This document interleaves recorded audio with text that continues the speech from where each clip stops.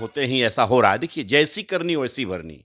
आज land for job के मामले में जो ईडी पूछताछ कर रही है, ये तो वो अपना काम कर रही है। देखिए, ईडी बैठा रही है तो उनके साथ कोई क्या आपत्तिजनक व्यवहार तो नहीं कर रहा है ना, पूछताछ कर रहा है, आराम से वो जवाब दे रहे हैं, ईडी अपना रिटर्न लिख रही है और फिर आगे जो होगा उसको कानूनतः काम होगा। लेकिन चर्चा का विषय बना हुआ है कि नौकरी मिलता था, उससे भी ये लोग पैसा वसूलते थे। तो इस प्रकार ये आदरणीय नीतीश कुमार जी को मालूम हुआ इस प्रकार की गतिविधि। नमस्कार, आप देख रहे हैं न्यूज फोनेशन में हूं आपके साथ नरोत्तम। बिहार में हाल ही में सत्ता परिवर्तन हुआ है। सत्ता परिवर्तन होते के साथ ही लालू फैमिली पर लगातार ईडी और सीबीआई का रेड पड़ रहा है। कल प्रवर्तन निदेशालय ने पटना में ऑफिस में बुलाकर लालू यादव से करीब 9 घंटे से ऊपर पूछताछ की है और तेजस्वी यादव से भी दिन भर पूछताछ कर रही है। हमारे साथ हैं आरएलजेडी के प्रवक्ता हैं राम पुकार सिन्हा। आप लोग सत्ता से हटते ही लालू फैमिली पर आप और आपके सहयोगी मिलकर रेड करवा रहे हैं, पूछताछ लगातार कर रहे हैं।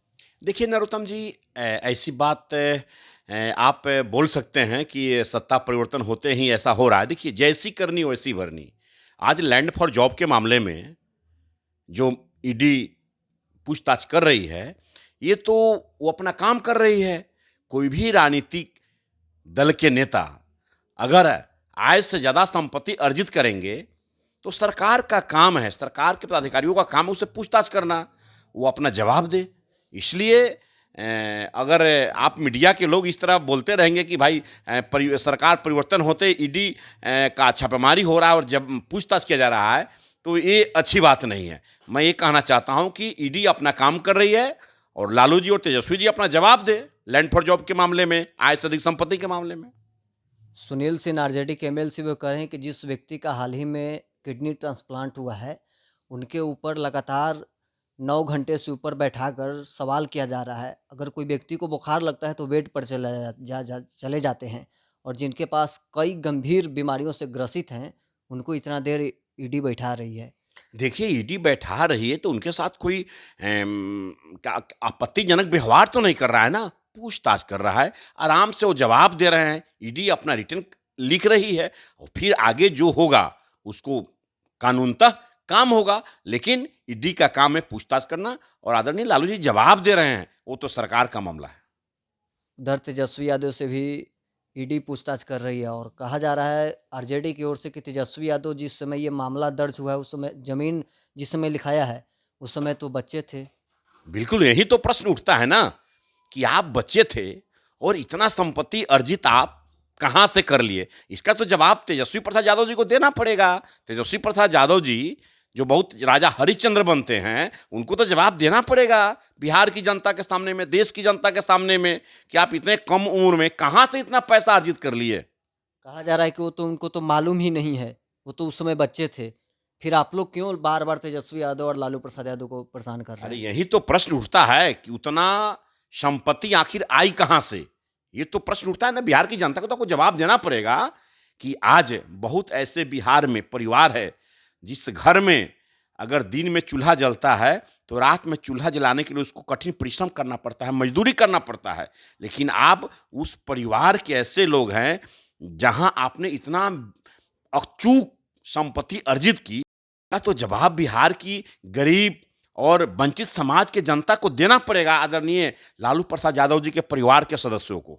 देखिए, अभी हाल ही में तेजस्वी प्रसाद यादव एकदम अपना वाहवाही ले रहे कि मैं नौकरी दे रहा हूं, नौकरी दे रहा हूं। ये सरकार का काम है नौकरी देना, लेकिन वह परिवार भी नौकरी के नाम पर जो अभी चर्चा का विषय बना हुआ है कि नौकरी मिलता था, उससे भी ये लोग पैसा वसूलते थे। तो इस प्रकार ये आदरणीय नीतीश कुमार जी को मालूम हुआ इस प्रकार की गतिविधि, तब उन्होंने ये स्टेप उठाया कि ये तो बदनाम कर देगा। जिस प्रकार इनके पिताजी के समय में लैंड फॉर जॉब के मामले में इतना चूक संपत्ति आया, बिहार सरकार को बदनाम करेगा, जिसके कारण एक गठबंधन भी टूटा।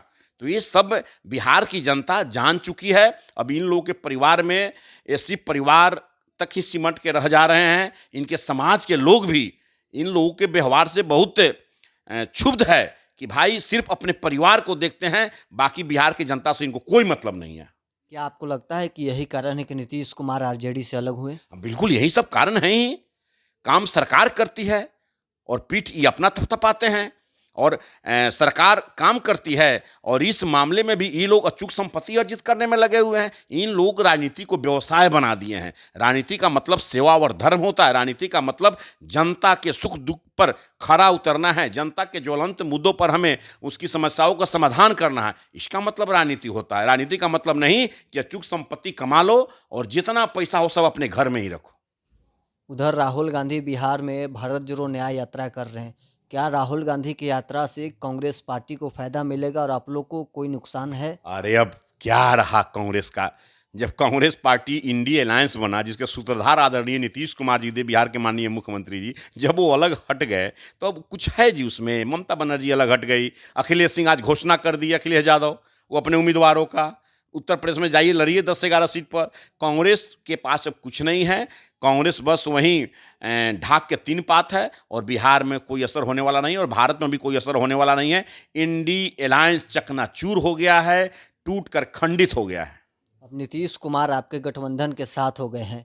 आप लोग उपेंद्र कुशवाहा भी शपथ ग्रहण समारोह में गए थे। क्या आप सीट के बंटवारा में आप लोग आसानी से कर लेंगे? बिल्कुल, हम लोग एनडीए गठबंधन में सीट का कहीं कोई झिझक नहीं है। एनडीए गठबंधन के सबसे बड़ी दल है भारतीय जनता पार्टी और भारतीय जनता पार्टी के साथ हम सभी बिहार के जो घटक दल हैं, चाहे राष्ट्रीय लोक जनता दल हो, जनता दल यू हो, लोक जनशक्ति पार्टी रामविलास जी की पार्टी, चिराग जी की जो पार्टी है, उसके बाद आदरणीय जीतन राम मांझी जी की पार्टी है, फिर पशुपति पारस जी हैं। हम लोगों के 7 सीट में कहीं कोई दिक्कत नहीं है। एनडीए गठबंधन में ऑल इज वेल है। तो आपने सुना क्या कुछ कर रहे थे आरएलजेडी के प्रवक्ता रामपुकार सिन्हा। अभी तक के लिए बस इतना ही। आप बने रहे न्यूज़ 4 नेशन के साथ।